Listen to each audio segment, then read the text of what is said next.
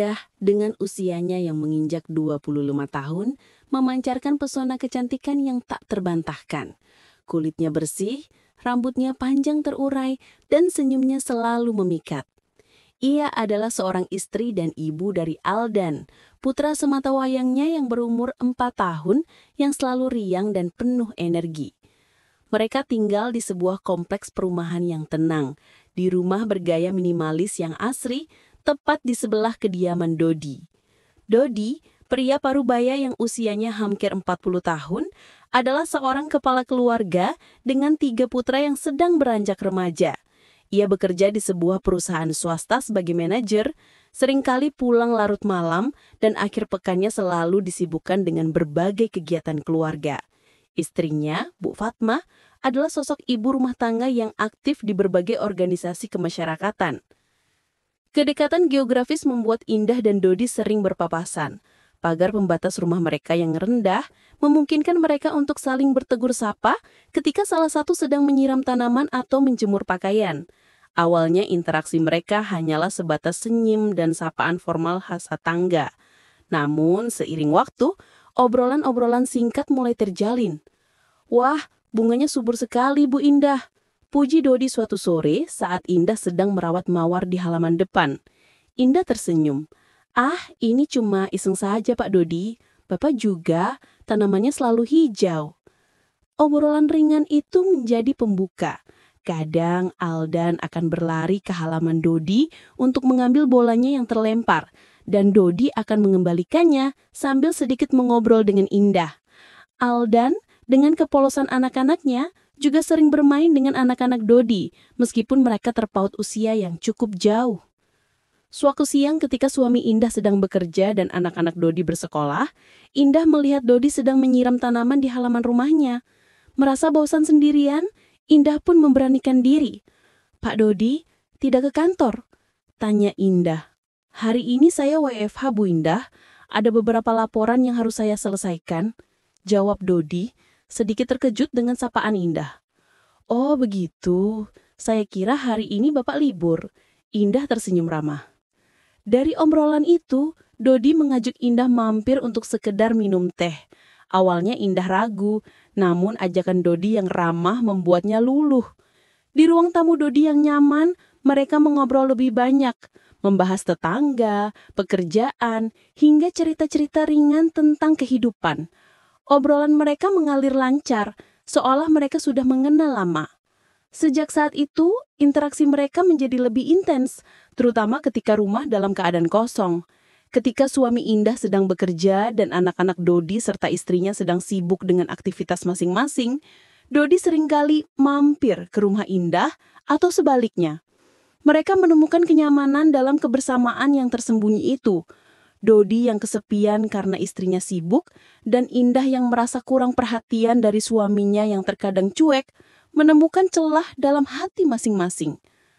Pertemuan-pertemuan rahasia itu perlahan berubah. Dari sekedar obrolan ringan, sentuhan-sentuhan tak sengaja mulai terjalin. Sebuah tangan yang membantu meraih sesuatu, atau sebuah bahu yang tersentuh saat tertawa bersama. Jantung Indah berdebar kencang setiap kali Dodi mendekat. Begitu juga Dodi. Kehadiran Indah seolah mengisi kekosongan yang selama ini ia rasakan. Suatu sore, ketika Aldan sedang tidur siang, Dodi datang ke rumah Indah dengan alasan ingin meminjam obeng. Indah mempersilahkan masuk. Obrolan mereka kembali mengalir, lebih personal dan mendalam dari biasanya. Dodi mulai menceritakan sedikit tentang masalah di kantornya, tentang istrinya yang sibuk, dan tentang perasaannya yang seringkali merasa sendiri di tengah keramaian. Indah pun berbagi tentang kerinduannya akan perhatian dan kehangatan. Udara di ruangan itu terasa tegang, namun juga penuh daya tarik. Dodi menatap mata Indah. Ada kerinduan yang terpancar di sana. Indah merasakan hal yang sama. Tanpa kata, Dodi meraih tangan Indah. Indah tidak menariknya. Sentuhan itu mengalirkan listrik ke seluruh tubuhnya. "Indah," bisik Dodi, suaranya serak. Indah hanya menatap Dodi, napasnya tertahan. Pada saat itulah, dinding-dinding pertahanan mereka runtuh.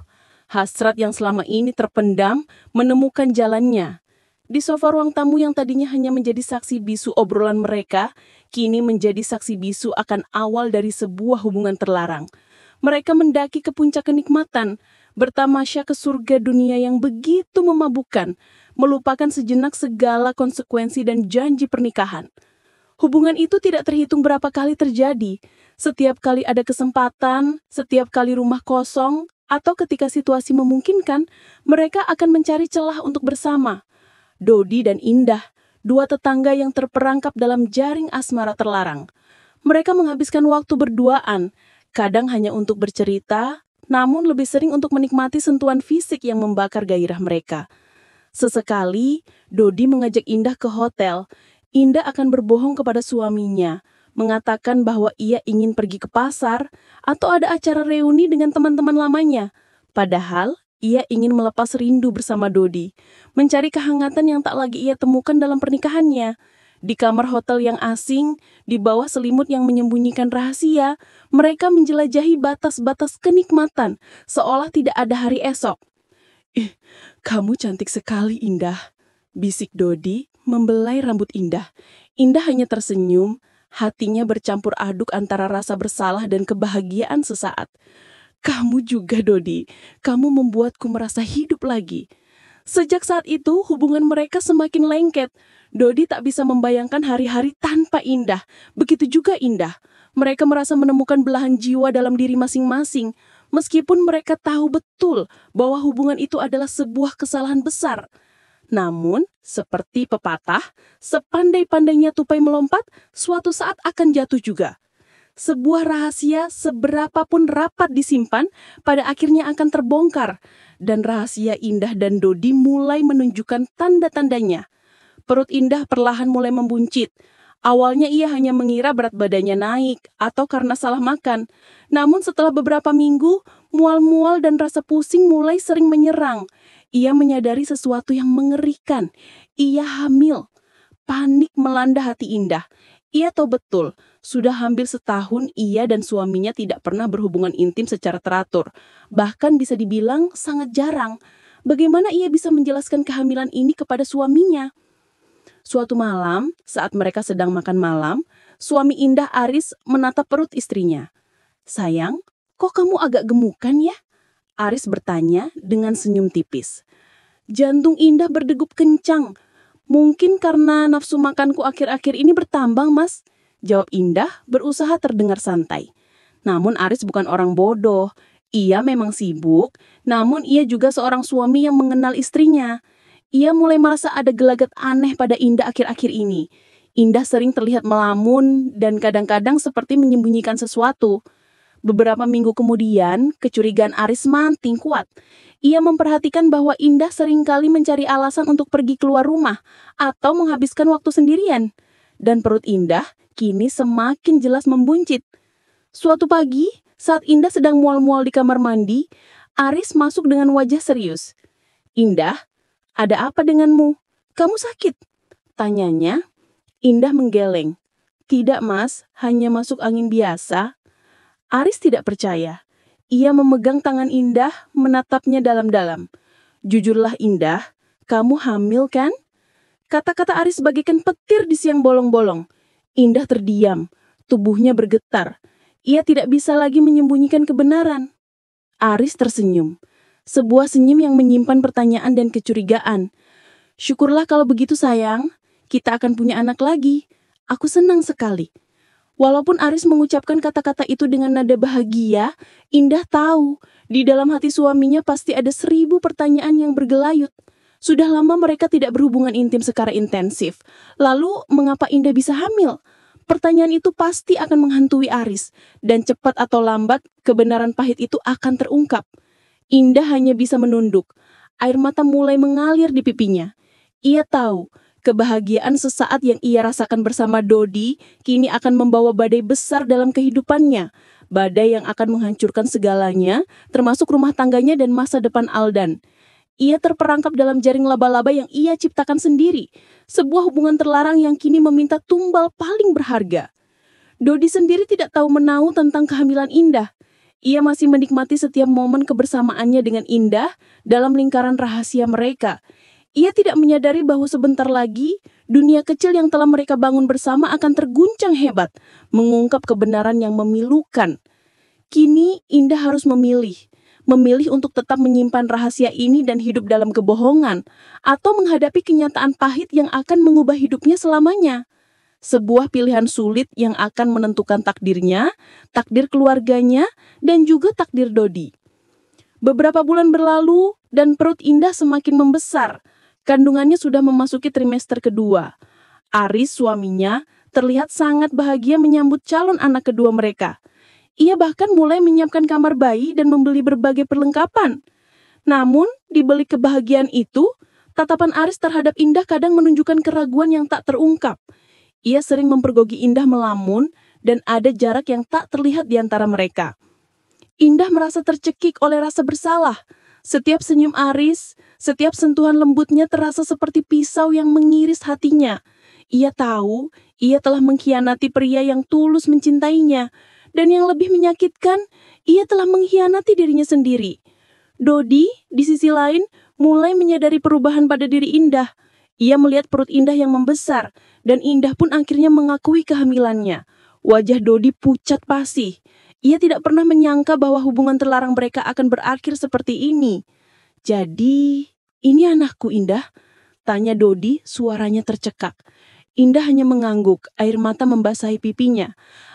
Aku tidak tahu harus berbuat apa, Dodi. Suamiku, dia sangat bahagia. Dodi merasa campur aduk. Ada kebahagiaan sesaat karena tahu ia akan memiliki anak dari wanita yang ia cintai, namun ada juga ketakutan yang luar biasa akan konsekuensi dari perbuatan mereka. Sejak saat itu, pertemuan mereka menjadi lebih tegang dan penuh kecemasan. Mereka tidak lagi bisa menikmati kebersamaan mereka dengan bebas. Ancaman terbongkarnya rahasia ini sudah di depan mata. Suatu sore, ketika Indah sedang berbelanja di minimarket dekat kompleks, ia berpapasan dengan Bu Fatma, istri Dodi. "Wah, Bu Indah sudah mau punya anak lagi ya? Selamat ya," sapa Bu Fatma ramah. Indah tersenyum kecut. "Iya Bu Fatma, terima kasih. Saya lihat Pak Dodi sering main ke rumah Bu Indah ya? Anak-anak saya sering cerita," kata Bu Fatma, namun nadanya terdengar biasa saja, seolah tidak ada kecurigaan. Jantung Indah serasa ingin copot. Ia mencoba tersenyum. "Iya Bu Fatma, kadang kalau Aldan ingin main dengan anak-anak Bapak atau Pak Dodi ada perlu." Bu Fatma hanya mengangguk, namun bagi Indah, percakapan itu terasa seperti peringatan. Ia tahu, ia tidak bisa terus-menerus hidup dalam kebohongan ini. Malam itu, Indah memberanikan diri berbicara dengan Dodi. "Dodi, aku tidak bisa begini terus. Aku harus mengatakan yang sebenarnya kepada suamiku," kata Indah dengan suara bergetar. Dodi menatap Indah, wajahnya khawatir. "Apa kamu yakin, Indah? Apa yang akan terjadi kalau suamimu tahu?" "Aku tidak tahu, tapi aku tidak bisa terus membohongi dia. Aku tidak bisa terus hidup dengan rasa bersalah ini." Indah menunduk, air mata menetes. Dodi memeluk Indah. Ia tahu ini adalah akhir dari segalanya. Akhir dari hubungan terlarang mereka. "Apapun yang terjadi, aku akan selalu ada untukmu, Indah." Namun janji Dodi terasa hampa di telinga Indah. Ia tahu ia harus menghadapi badai ini sendirian. Keesokan harinya, dengan hati yang berat, Indah memutuskan untuk berbicara dengan Aris. Ia menunggu Aris pulang kerja, menyiapkan makan malam kesukaan suaminya, dan mencoba mengumpulkan keberanian. Tapi ia ragu untuk berbicara. Kalau Aris tahu, maka semuanya akan menjadi hancur. Bukan hanya keluarga, tapi seluruh tetangga kompleks akan memandang hina dan bisa saja mengusirnya dari komplek yang ia sedang tinggali sekarang. Keraguan itu kian mendalam. Ia tidak ingin keluarga yang dibangunnya hancur. Akhirnya, Indah mengurungkan untuk bercerita kepada suaminya. Malam itu, Indah memberanikan diri berbicara dengan Dodi. "Dodi, aku sudah memikirkannya baik-baik. Aku tidak bisa menghancurkan rumah tanggaku. Aku akan membilang Aris bahwa anak ini anakmu, kata Indah dengan suara bergetar. Dodi menatap Indah, wajahnya khawatir. Tapi Indah, sampai kapan kamu bisa merahasiakan ini?